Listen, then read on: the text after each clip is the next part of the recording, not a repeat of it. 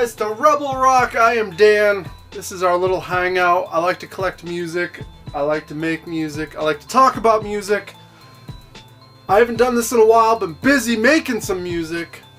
That's exciting. You'll hear about that later as the weeks go on, as we get a little closer. But I have a bunch of stuff, music related here, that was sent to me. I got a lot of friends out there, which is nice. It's a big plus. The first thing I got, check this out, hold on. So my buddy reached out. He was a YouTuber, musician, same, comes from the punk scene, same kind of idea. He sent me his whole discography essentially, and this is his band's called Koalra. It's a tough one to say, but what we have here is, look at this. We got 3 records he sent. Art's so cool on these.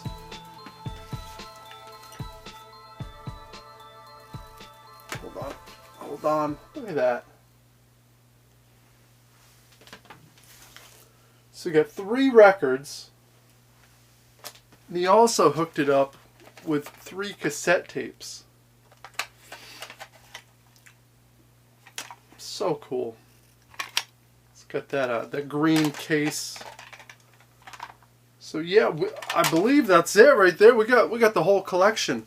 Music wise, what do they sound like? I always listen to them, and I kind of think of The Cure, a lot of 90s influence, kind of dreamy. There's no synth in there, but the guitars and the driving bass. It's a lot of minor chords. It sounds like. Just aggressive enough to get you into it, make it danceable. It's great stuff. So I'm stoked to kind of go through the whole catalog here and start to break it down one by one. Thank you so much. So awesome.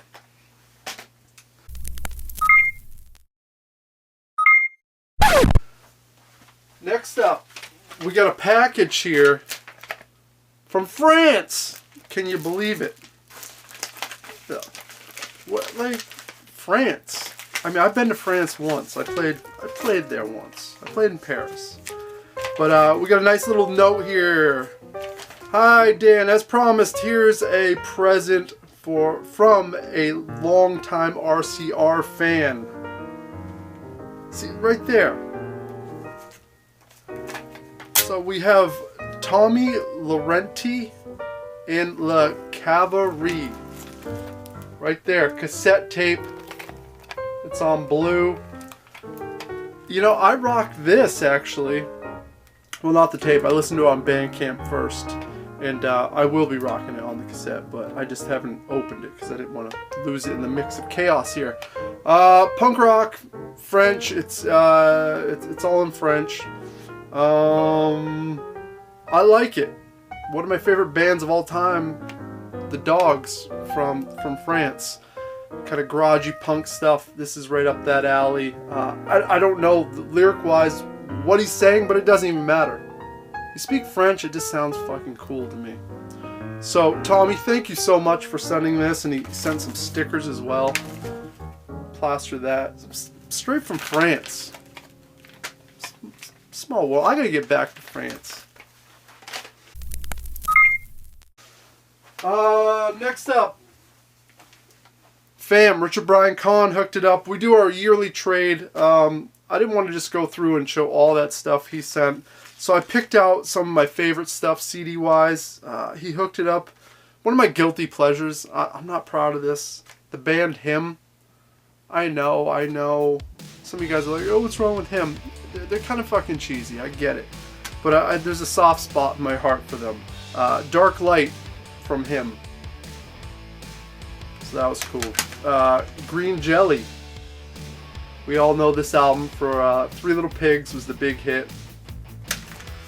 Whoa. We got Prince when he went as the Symbol.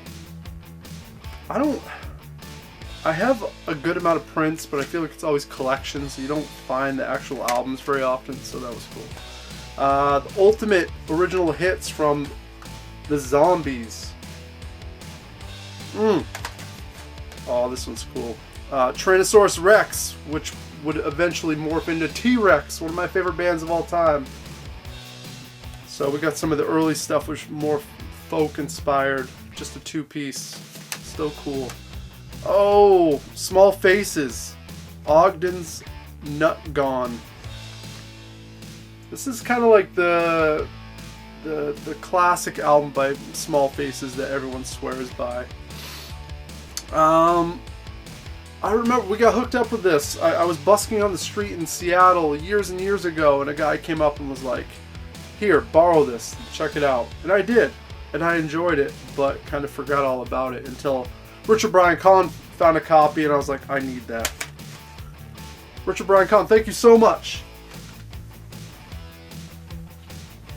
Richard Brian Kahn also sent some records along. We'll buzz right through these too. We both love Donovan, so he hooked it up with that. I don't know if, I think at one point we were both kind of going for a complete Donovan set. I think he might have jumped off the wagon with that one, but I'm still going. We got Pete Shelley from the Buzzcocks, his solo album, which had the hit song Homo Sapien on it. You don't see that very often on vinyl. Oh, this is so cool. We got a Batman record. No clue what's on here. Doesn't matter, that cover alone. Nice display piece. One of the greatest albums of all time. Lou Reed, Transformer. We don't really have to say much about that. Satellite of Love. A banger. Big Ugly Mouth from Henry Rollins. The front's all jacked up on it, but that's alright. As long as the record still plays, I'm good. I like Henry Rollins' spoken word more than I like his music. I think the music kind of sucks. I think he kind of ruined Black Flag. But when it's just him talking or writing books, awesome. The First Class. I don't know much about these guys. It looks like some cheesy 70s pop goodness, so I can get down with that. We got the Osmonds' Crazy Horses album. This is where they tried to get hard rock. They wanted to be like, you know, hip and current with what was going on. It's actually not a bad album. It actually kind of is alright. We got, one of Donny Osmond's solo records. I guess he wanted to, like, be more grown up. Got rid of the Donny. He went with Donald Clark. So, I bet that's awful, but as far as bubblegum pop goes, you gotta have it. The last one he sent over, The Cross and the Switchblade soundtrack. And I just love that cover. Another thing that you would just display. So weird and bizarre. Richard Brian Kahn, thank you so much. And the last package we got this week is from my buddy from his YouTube channel, Septum Sin vs. the World. He's hooked it up multiple times with vinyl, and he sent another package out of the blue. And he sent a bunch, but I'm going to go through the ones that really piqued my interest a bunch. The first one was the Osmonds Around the World, live in concert. I feel like I'm like one of the last people that actually give a fuck about the Osmonds. Because most of you guys are like, fuck the Osmonds. But I'm like, it's fun. It's fun music. I had this album, but this is an upgrade to mine. Mine was all busted up, so that's awesome. We got later Johnny Cash, Gone Girl. This is that weird period, right? What year did this come out? 78. So that's a little later in Johnny's career. But I spun this. It sounds like classic Johnny. Really good, actually. I'm surprised no one talks about that album.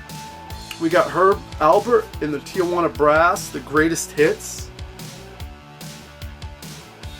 You don't realize how much you know by Herb Alpert until you actually listen to the records. I got all of his records. I didn't have the greatest hits, so now we just completed the set. That's pretty awesome. We got this Frankie Valli record. I don't know what year this is from, but this is obviously a later one from him. And then the last two, which were super cool, more soundtrack stuff. The Great Muppet Caper soundtrack. Look at that. Once again, it's all about that art. The movie's great too. Septum Sim vs. the World, that's his main focus, is all about movies, so very kind of him to send these over. And the last one, I mean, Star Wars soundtrack. 1977. If you grew up in the early 80s, like, you hear this, you see this, and it just kind of warms the heart. Unless your name's Lincoln Miller, and then you don't give a shit about Star Wars. But most people wouldn't think that way. So this is fantastic. I'm thrilled. And it's the gatefold. Got the art in there. Double LP. Septum Sin, thank you so much. That's gonna wrap this week's episode up. I just figured we'd go through the mail and get kind of caught up, because this stuff's been building up, and I felt bad about it because you guys have been so cool to send some stuff. So we're all caught up. I got lots of new music to listen to. Some new bands, some soundtracks, some classics. We get it all. Let me know anything that you saw in this whole episode kind of pique your interest. Let me know.